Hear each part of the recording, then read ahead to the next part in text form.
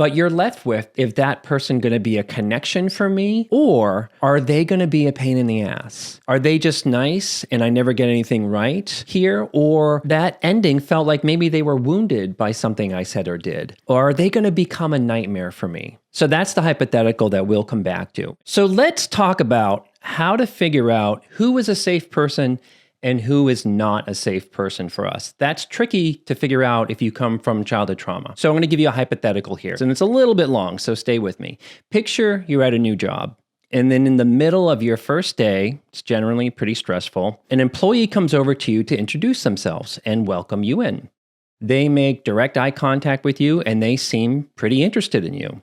They are personable, and they're mostly expressing like, welcome to our wacky team here kind of stuff. And there's kind of a script, like they're saying, we're low-key, dysfunctional, land of misfit toys here. You'll see that in action. We're all living the dream, right?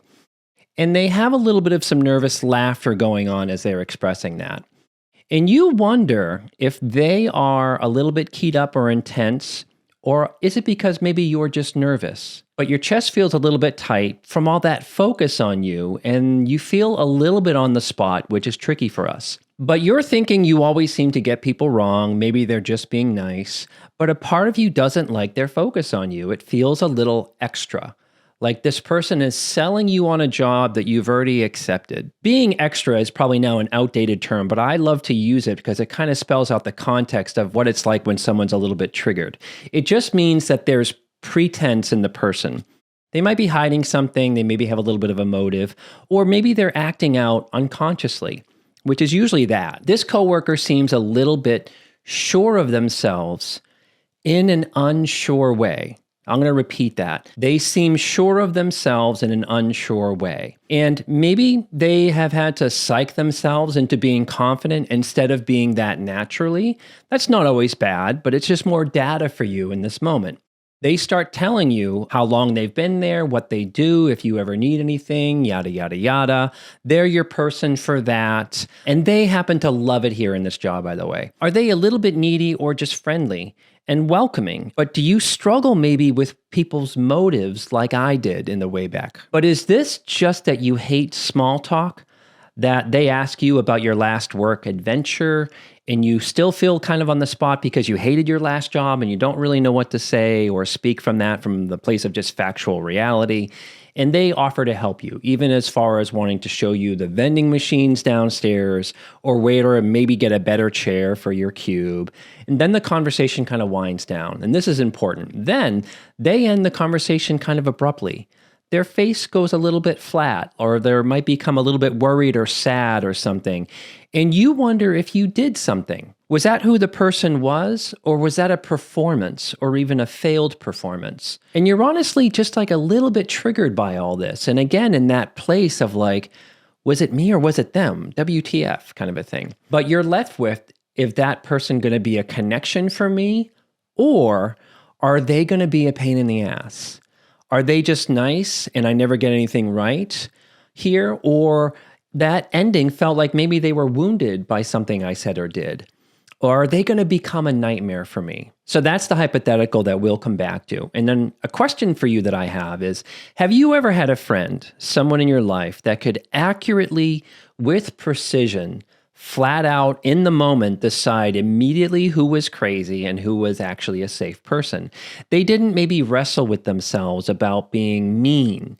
They could say no thank you or even F that when an unsafe person kind of swaggers into their life, like at a social gathering or on the street or whatever. That friend maybe has an intact protective radar system that they are not afraid to use. Maybe that friend didn't grow up in the same kind of trauma that you did. Here's the biggest point of this video that separates a friend like I'm mentioning from maybe a childhood trauma survivor like I was when I started out. They are more self-protective and discerning instead of being wide open to people. That was me. I was so wide open to people, which wasn't good. And they also allow for a process. They trust their gut. They're not mean. They're just actually in control.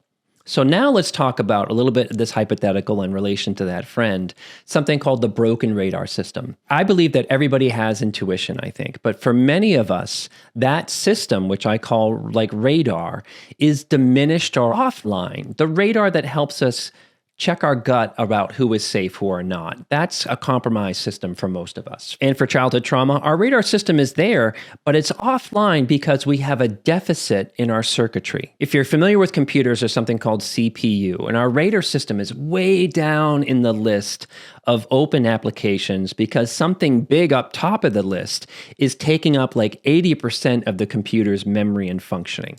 You struggle to get memory and power kind of going when it comes to this radar. It's there again, but it's just greatly diminished. There's the things that are really taking up all the CPU are shame, self-doubt, our attachment wounds, maybe some magical thinking. And all those trauma symptoms are taking up like 90% of your functioning in your body's CPU and overriding that radar, and that gets buried underneath. And that's fixable, which is the point of this video. And to continue, things are so loud because of those things up top, shame, self-doubt, attachment wounds. There isn't enough energy or space for that radar to function properly and take priority in these moments. Another goofy analogy that I have, it's like how Zoom recently changed, and now Zoom has hijacked all of my audio preferences on my computer.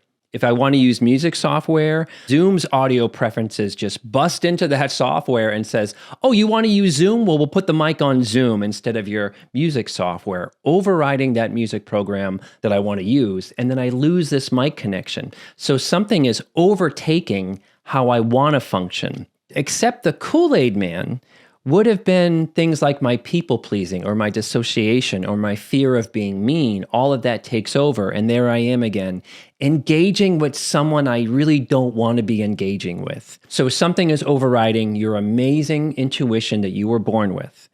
And that override is either trauma or maybe it's Zoom to make a joke, but some kind of code is overriding the code you want to use. You want to use our radar because that assesses and tracks and picks up on red flags in other people. It says, is that a friend or a foe? Or if you're like me, before I did any of my trauma work, my system wasn't really working. And it labeled everybody as a friend, which wasn't true. Or you might be someone who labels everyone as a foe, which also isn't true. It can kind of go both ways. So back to that rant and back to this coworker hypothetical that I talked about that coworker. I'd love to hear from you right now before we go further in the video about what do you think about that? This is almost like an episode of Blue's Clues where I'm like, what, you guys? Is there a clue back there? What are you guys saying about, is there a red flag with that coworker's behavior? Like, oh, it's a clue. It's a red flag under my thing there. And for you, was it a red flag in that example? Was there a yellow flag in that hypothetical? Was there even a green flag? Or did I not give you enough information about this person yet? Hold on to that because that's going to be a tool that we come back later. If we were experiencing a new coworker like that, would your radar system be working correctly for you? Would shame or self-doubt or dissociation or even rage, something like sort of burying your radar system because those symptoms are just so flat out and loud? If you don't know me, I'm Patrick Teahan. I'm a childhood trauma educator. I run a healing membership, helping people move past just talking about childhood trauma and actually doing something about it. You can check out from the bubble up here or up here, because when I'm talking, I'm nervous and I can never tell what that bubble is. In that example of the new coworker, they, for me, kind of exhibit this main framework that we're going to talk about around deciding who is a safe person. And that framework is authenticity. We're going to use a lot of that word in this framework. For me, simply put, if I was experiencing a person like that, I don't have enough information, but I would be cautious around how they ended the conversation. That would have been kind of a clue for me or a red flag about deciding about yellow flag, green flag, red flag. Why did they walk away feeling like they failed or I failed them? That would be my main concern. Did they walk away frustrated that I wasn't more engaging? Did they fail or did I fail? And at this point in my life, I'm a pretty good judge of character. And how it ended tells me that their inner child was in play in some way. And they either went to a shame place or they were pissed that I didn't react the way that they wanted me to react. maybe that was like reacting, oh, I'm so thankful or whatever, when I'm just like, oh, okay, and because I was put on the spot a little bit. I wasn't a jerk in this hypothetical. Neither were they really. It was just kind of awkward. I'm not saying that coworker is bad or unsafe. In some ways, we can decide that way too fast. But again, I would be taking in the data of how they ended the conversation and why the land of misfit toys kind of stuff. Did they have a motive about making this environment to seem more safe than it actually is? Does that remind you of your family in any way? Like, well, we're just a big old happy dysfunctional family blob here. You know what I mean? That's the place that I would be a little bit like, ew. So up top, that coworker is saying, I'm sorry, the mic's in the way. Up top, this coworker is saying, I'm here for you. I'm helpful. Let's feel good right now. But underneath on the bottom, what came out in ending the conversation was something like, why didn't that work with that new hire? That's what I would be kind of suspicious of. Kind of like a motive. My now working radar system in my life would be telling me that maybe they had a little motive. The welcoming wasn't really that authentic. Did they want to be seen a certain way, or did they generally want me to feel seen and welcome? I would have to know more data as I continued to work there and I got to know everybody and that person, which is a super important thing. And I know I'm talking this to death. It'd be different if I gave you a really hardcore example that the person made inappropriate jokes or they try to hit on you. I'm giving you a vague hypothetical on purpose. When what is said up top doesn't match the bottom, points to problems in authenticity. Authenticity is kind of tricky to define. Authenticity defined per Psych today is the degree to which an individual's actions, behaviors, and expressions are aligned with their true intentional values, beliefs, and emotions. It involves high self-awareness, honest self-expression, and the ability to act in accordance with one's core self. I'm reading this from the thing. Rather than acting to please others or conform to external pressures. That was a lot. That makes sense to me, but authenticity involves how much a person can tolerate being vulnerable. Why is that important? To me, vulnerability is nourishing in our relationships because we are taking a risk and signaling that we can handle ourselves and handle our own humanity and the humanity of others. So who out there has ever been with someone who was passive aggressive and in a low-grade conflict, they're like, it's fine.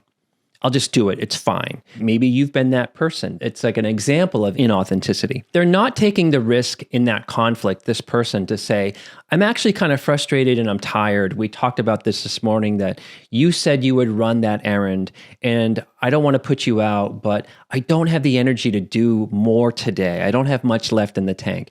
That is a much more authentic and human expression and seeing the humanity in others rather than going like, it's fine. It's fine. Like we learn that from our families. Saying it's fine and then passive aggressively might mean that you can't take the risk of the vulnerability that I just modeled of disappointing someone or having them be mad at you. So it's inauthentic. It's not real. It's not vulnerable. I know that sounds like maybe you're a mess when it's just kind of like taking honest risks. That's what vulnerability is. Now, what if that coworker, and this is kind of out there, kind of said, hey, I realize I'm probably coming on a little strong. I just remember how much my first day kind of sucked here, so I'm probably overcompensating. I can just let you breathe now and go back to my cube. We'll talk later. That's so much more safer to me. I know that sounds weird, but that's more authentic. Inauthenticity is an inability to be real. And when we follow that down a little bit more, not being real is to maybe cover up a vulnerability.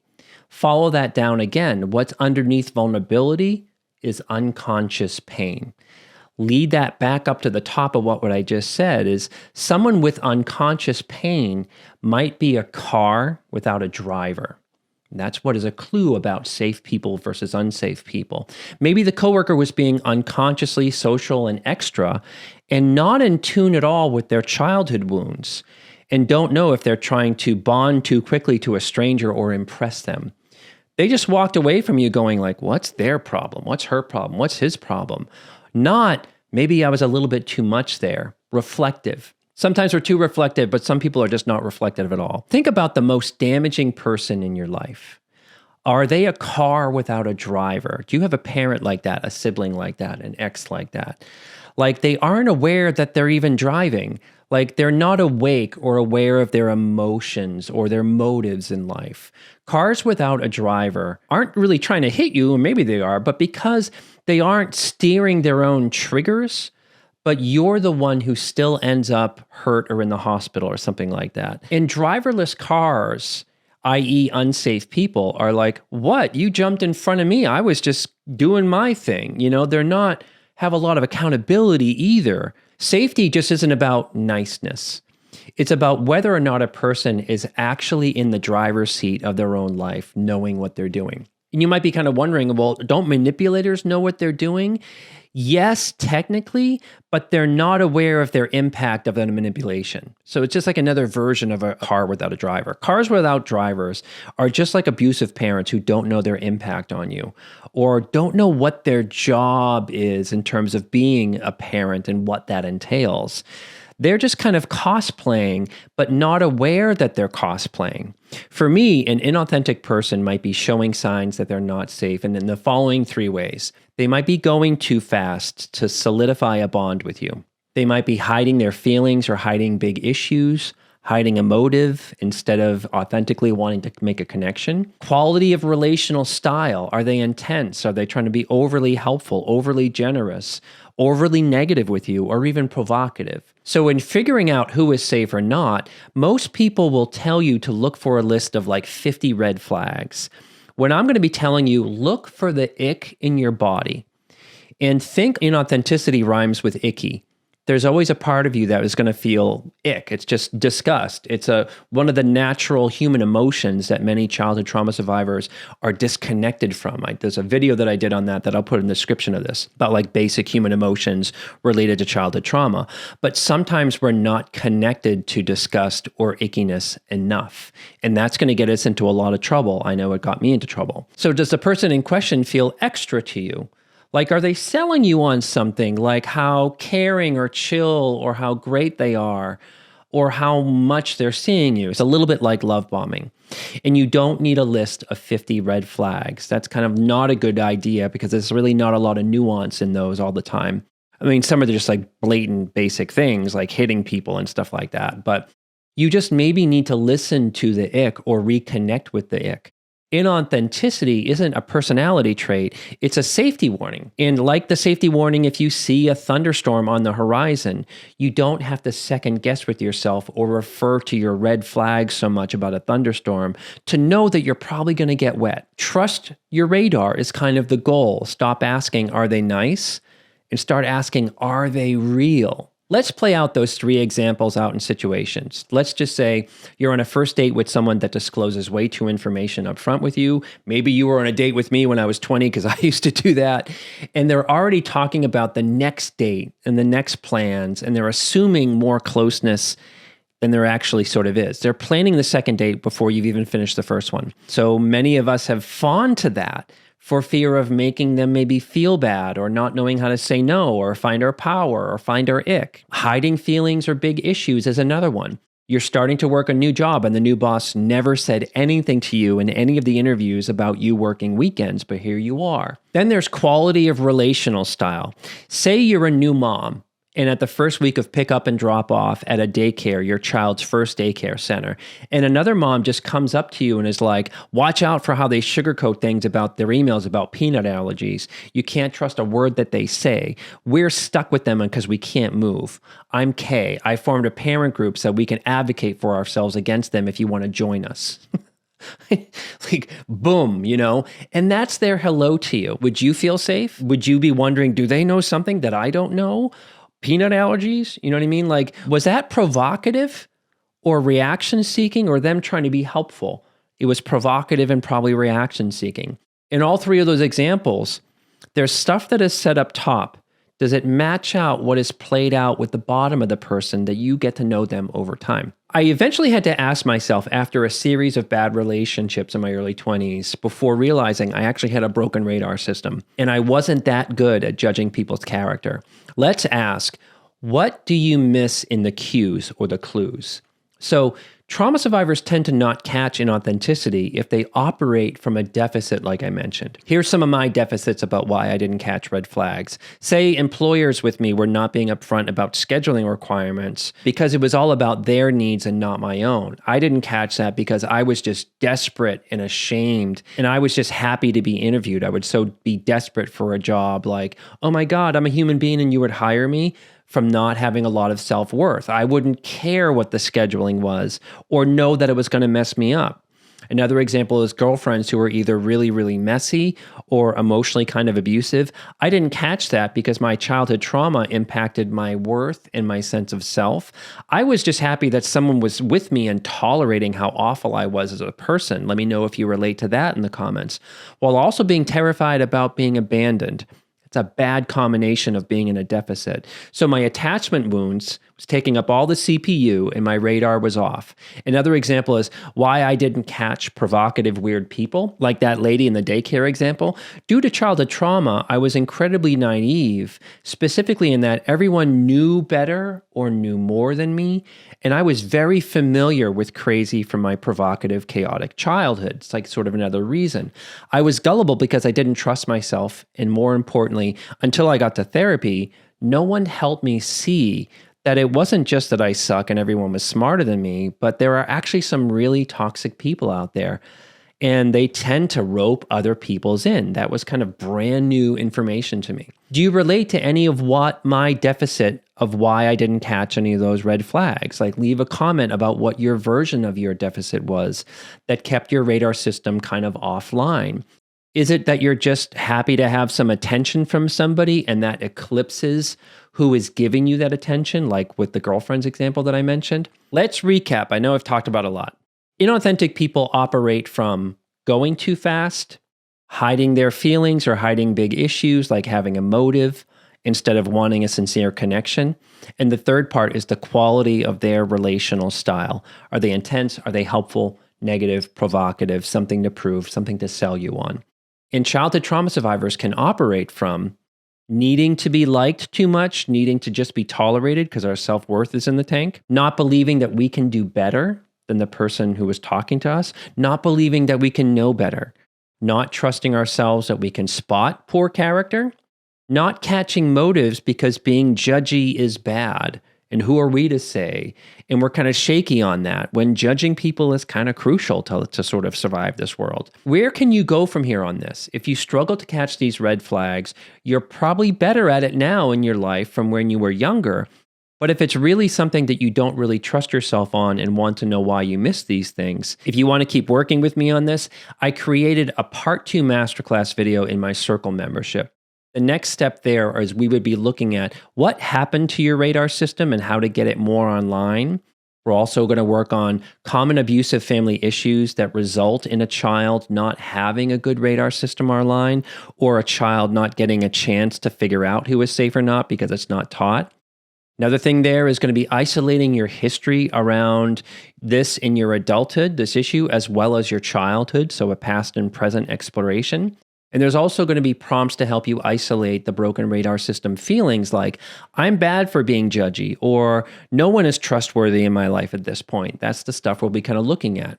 And additionally, in that masterclass is like, how do you turn off those competing systems like shame and self-doubt that overrides your radar system in that CPU analogy? Lastly, there's going to be some inner child work where you practice pausing and collecting more data on someone before you find yourself stuck or trapped with someone who's not good for you. So thanks for staying with me. You can check out the masterclass link right up here. It is very affordable. I'm moving my longer form videos there because I've been creating longer resources that actually don't make it to my YouTube audience these days. And in the creator and YouTube community, they're not really getting out there either. While I love YouTube, another reason why I'm moving longer term videos over to Circle is just more of a smaller community. In the YouTube comments, they're generally kind of okay, but they can also get pretty nasty. We have people calling us weak for processing this stuff or even talking about it or arguing with us about what is trauma and what is not. It's kind of honestly being like at our kitchen table with our family about being losers for talking about this stuff. It can get kind of toxic over there. So I would love a community where that just doesn't happen and people want to be there to work on this stuff. So Thank you very much for hanging out with me. I hope that this was helpful. May you be filled with loving kindness. May you be well. May you be peaceful and at ease. And may you be joyous. And I will see you next time.